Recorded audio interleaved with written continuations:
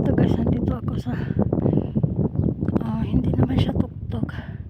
Ito ako sa Giant Sand Dunes in New Zealand, North Island, New Zealand. Ito guys, parang endless yung buhangin niya, para siyang desert to. Ano kayang nangyari dito? Bakit ang daming sandamakmak na buhangin?